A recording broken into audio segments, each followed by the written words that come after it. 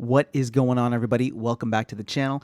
Aftersound here, bringing you Splinterlands content every single day. We also stream right here on this channel every Tuesday, Thursday, and Sunday morning, so come by and say hello.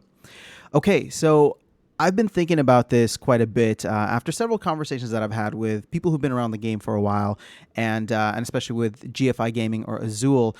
This idea of thinking much longer term within the game. So here's how I want to present this to you. I get the frustration, especially for a lot of the newer players or players who are in bronze and silver right now. Like, I get it. There's a lot of things happening with the rewards. There's a lot of things happening with SPS, and there's a lot of stuff that's potentially about to get released with Rift Watchers and Tower Defense and all that good stuff. But the truth of the matter is the core gameplay, at least for the foreseeable future, is going to be the card game here, and it is going to be with these specific cards that we have. So Chaos Legion, the upcoming Rift Watchers, and for the time being, Untamed and Dice. But those will rotate out. I mean, sure, I don't have full confirmation on that just yet, but that is the whole idea behind modern format. And so my thought process here is, if you're playing this game, if you're invested into this game, not just financially, but with your time and energy and attention, then what you should be trying to plan for is a long-term horizon with this, right? So whether it's as an investor, whether it's as a player, I'm not saying you can't go and make some flips. I'm not saying you can't flip cards or land or SPS or vouchers, whatever the case is. But as a player is how I'm trying to approach this, at least for the purposes of this video. So the thing is, what's the roadblock now? Where are the major choke points when it comes to playing in modern format at the moment? Well, I'd say it's with these top 6 cards right here, the Untamed Legendary Summoners, at least the ones that were airdropped, although Camilla Sungazer is pretty good as well. Now, the thing is, as you get to the higher portions of your league, like the higher parts of your league, so, you know, Silver 1, Gold 1, Bronze 1 even, these are the cards that you run into, right? And these are the cards that tend to dominate in those leagues. But once Rebellion does come out and once Untamed rotates away, the cards that will be available, the only legendary summoners that will be available, are going to be the ones from Chaos Legion. So Grandmaster Wraith, Quixodevious, and then the upcoming Conqueror Yasik, as well as whichever other ones end up getting released over the next couple of months once the airdrops are complete and once Chaos Legion is sold out. So I want to give you a hypothetical timeline, and I actually think that there's a good chance we kind of go along this timeline, considering if Chaos Legion does sell out in the time frame that the team's expecting it to. Now, they wanted it to last for a year. Now, I don't know when that year technically starts, but you know, pre-sale started in October of last year, and then general sale began in January. So I would say, just to be safe, if we do sell out at some point between October and January, and right now, very specifically, Aggroed has been saying that the models the team are using are saying a late November sellout.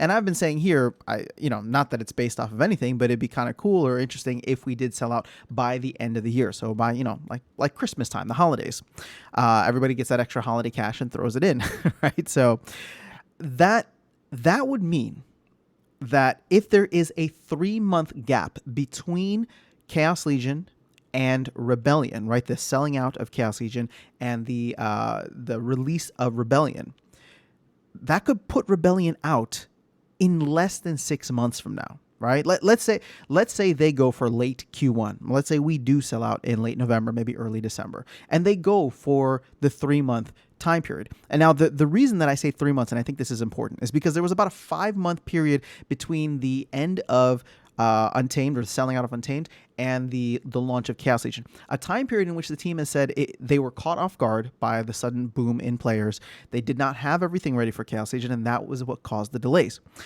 More so, Aggroed in the map chat said that right now they are on roughly a 12 or 15-month cycle where they, at least for Chaos Legion, what they planned was to have Chaos Legion available for 12 months, or for it to last for 12 months, and then to have a 3-month period of no packs available, at least no major packs available, right? We're not talking about Rift Watchers here. We're talking about major expansions, or core expansions, I suppose is how they call it. So if they, or at least, and he said that's what the schedule was for Chaos Legion. But moving forward, he'd love to get into a yearly 12-month cycle, meaning that they shoot to sell out all packs or have packs last for roughly 9 months, and then have a 3-month period of no packs. So that's where I'm getting the 3 months from. And if we kind of tack that on to where the expected sellout date for Chaos Legion is, which again, aggressive, but let's just assume that it could happen by the end of the year, late November, maybe sometime in December. Well, then we're looking at potentially March or late March. Fine, call it even early April in case there are delays with Rebellion. And that is about 6, maybe 7 months away, depending on, whenever you watch this video.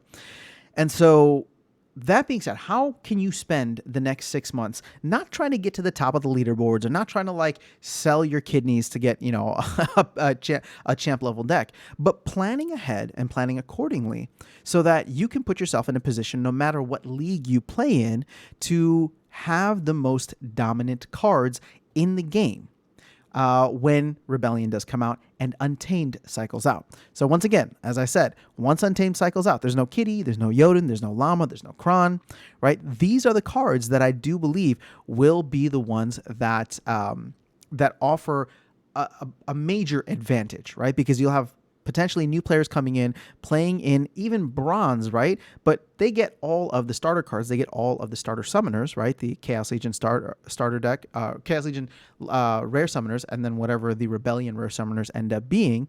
They'll get all of those in bronze, but they won't get the legendary summoners, and on and upwards, right? So silver, gold, diamond plus. So I guess what I'm trying to say is really plan out the next 6 to 7 months. And it could be longer than this. I don't know that it'll necessarily be shorter, but it could definitely be longer than this. And so you have this kind of runway, this time frame over the next 6 to 7 months to start stacking up, to start playing and start accumulating some of these bigger cards or more powerful cards. Now, the other ones that I think are just as important as the legendary summoners are the reward cards. Now, I'm gonna call, let's go to the legendary ones here. I'm a big fan of, let's just go to legendary or to rewards. I'm a big fan of Jin O'Shaughnessy and Harklaw. I use them both all the time. I know that there's definitely situations in which Countess Sinesh, Jared Scar, and Venator Kinjo also come in handy, but not just those. I mean, take a look at the commons, right? I use Pelacor Mercenary all the time, Pelacor Bandit, Pelacor Conjure all the time. Rare cards, there's a bunch of great ones here too. I don't mean to go into all the cards. My point with this is that right now, by playing the game, you're getting these cards for free, right? You get to open up chests, and sure, SPS rewards may not be what they are, but even at the lower levels, you're getting way more chests now than you used to. If you're new to the game, before the ranked rewards update, you would get 1 chest per day and 5 chests at the end of the season in bronze, or 7 or 9, right? Depending on where you finish in bronze. Now you can get 5 or 9 chests a day if you are playing regularly and if you make it to the top of your league and are winning or have a high win rate. So you can be earning a lot of these cards, especially the common and the rare cards. As I've said many times, I have not bought any of these cards, specifically the rare cards, right? Rare and epic. I was playing the game and was patient and allowing myself to level them up as I got them. Now, the prices are pretty good right now, so maybe you make the decision that if you're going to spend some capital, you buy these cards now. But keep in mind, in 6 or 7 months, these are all over 50, 60% in their print rate. And I don't know that they're going to last another 6 to 7 months, right? Mainly because I know the team is probably going to want to push out the Rebellion rewards cards when they start talking about Rebellion. So, as I said, right, these are the cards that are going to be the ones that are valuable. And as when I first came into the game and we were in that lull period between Untamed and Chaos Legion, which were the cards that were very powerful from a reward standpoint? I remember Axemaster being a great card. Torhilo was fantastic. Let's see, Almo Cambio, right? So these were all of the Untamed legendaries, right? Almo Cambio, Robo Dragon Knight, Bila, Ancient Lich. These are the cards that we would go up against. Well, they're all going to cycle out now. And now the cards that people won't have, right? Or they will have to go and buy them off the market, potentially when they are out of print, are going to be your Jin O'Shaughnessy's, your Harklaws, your Jin Chihuahuas, right? Your Uraeus's. So sure, can these cards still be that price later on when new players come in? They will be for a while, right? Until the demand comes in. But we do expect the demand to pick up over time. Not 10x the way that it did in a matter of months last year, but slow, steady, consistent growth. And so when these new players start to come in, you will be at an advantage, and you have a 6 to 7 month runway here, in my opinion. So that's how I'm looking at it, right? And I'm just sharing this with you. Obviously, you make your own decisions. Everybody's in a different situation, so do what you got to do. I'm not even saying to put money into the game, right? I'm saying to just show up and play and take your rewards and compound them and get to the level that you need to be at. Now, obviously, so much of that depends on your summoners, which is why I was calling out the legendary summoners here, specifically Quicks and Grandmaster Wraith, and then once Conquer Yasek comes out, and having those available to you, because those will be the powerful cards in the future. I mean, Grandmaster Wraith is a fantastic card that I use all the time now, actually. And so I have a lot of confidence that Yasek will be just as powerful, as well as all of the other cards when they come out. So my thought process, my game plan right now is just to continue slowly leveling up my deck. I don't need to ape in and spend, thousands of dollars trying to get to Diamond Plus right now, but just to slowly level up by playing the game, maybe you rent your deck out. So for example, I'm renting my deck out right now to try and earn a little bit more income, earn more DEC, while I think DEC can potentially pump over the next couple of days, right, with all the announcements. So I'm just sharing this kind of strategy with you in hopes that it'll help you focus on a longer term time frame for the game, and focus on the cards that I think could be very, very influential and impactful for you in the future once Untamed rotates out. Because there will be a time period when Rebellion comes out that in modern format, the only legendary summoners will be the ones available from Chaos Legion. Sure, there might be something like a Quicks the Devious that gets launched at the onset of Rebellion, but even then, I don't think it's going to be as powerful as your Grandmaster Wraith and your Conqueror Yaseks, right? It might be similar to what we have with Quicks the Devious right now, which is a great card for what it is, but, there's other fantastic options, and I believe Conquer Yasek will be another meta-changing one too. So that's how I'm looking at it. Let me know your thoughts in the comments below. How are you approaching this? Have you already maxed out your deck for whatever level you're trying to get to?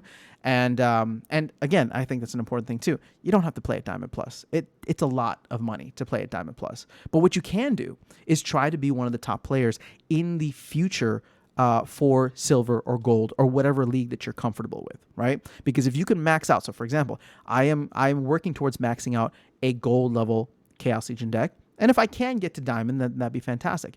But I would be happy once Rebellion comes out to dominate gold, because of the fact that I would have, hopefully by that time, a maxed Chaos gold deck, and then be working towards a maxed Rebellion deck, maxed gold Rebellion deck. So I'm rambling now. I'll leave it there. Let me know your thoughts in the comments below. I will catch you all in the next video, and I will see you around the game. Take care.